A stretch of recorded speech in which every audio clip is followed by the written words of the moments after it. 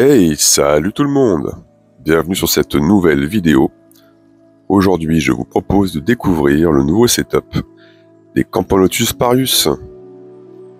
Donc cette vidéo fait suite à celle où vous avez pu découvrir le dépotoir sauvage qu'elle m'avait créé en plein cœur de leur nid. C'était vraiment abusé. C'était à 1 ou 2 cm de leur couvain. C'était plein de champignons. C'était franchement vraiment abusé.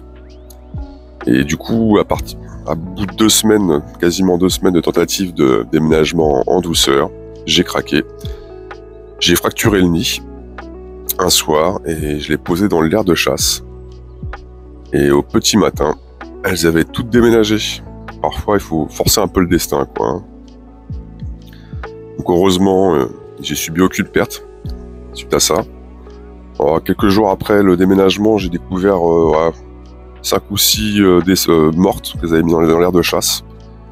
Donc je sais pas si c'est dû au stress causé ou si c'est dû à la vieillesse ou aux champignons aussi, parce qu'il y avait franchement un sacré champignon qui s'était créé sur ce dépotoir sauvage.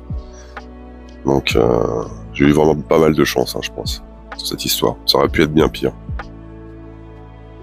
Bon, ceci étant dit, là, c'est des images qui ont été prises 3 jours après le déménagement en force, entre guillemets.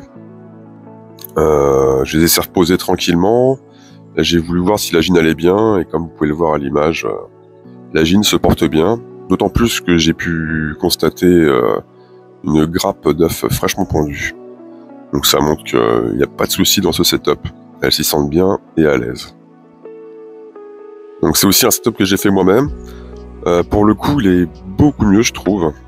Les galeries sont moins profondes, donc il y a une meilleure observation.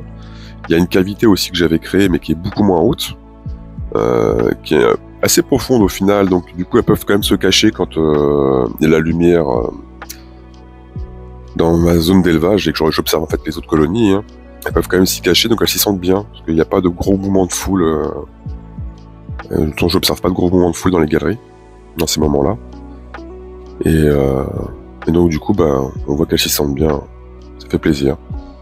C'est vraiment une très très belle gine, qui est pas évidente à filmer ou à observer avec la belle couleur, parce que c'est vraiment un reflet doré, et il faut vraiment qu'il y ait une certaine luminosité. D'ailleurs, vous le verrez à la fin de la vidéo, vous verrez que c'est cette belle couleur comme ça, cette belle coloration, on l'a pas forcément tout de suite. Il faut vraiment qu'il y ait un éclairage spécial, entre guillemets. Voilà. Écoutez, que dire de plus? Si ce n'est, je voulais vous dire un grand merci, parce que je vois que vous êtes de plus en plus nombreux à me suivre. Merci aussi pour tous vos commentaires, ça fait toujours plaisir de vous lire. Ce partage, c'est vraiment sympa. Donc ouais, on arrive gentiment mais sûrement vers la fin de cette vidéo. Écoutez, je vous dis à très bientôt, et je vous laisse sur ces images. Allez, salut tout le monde!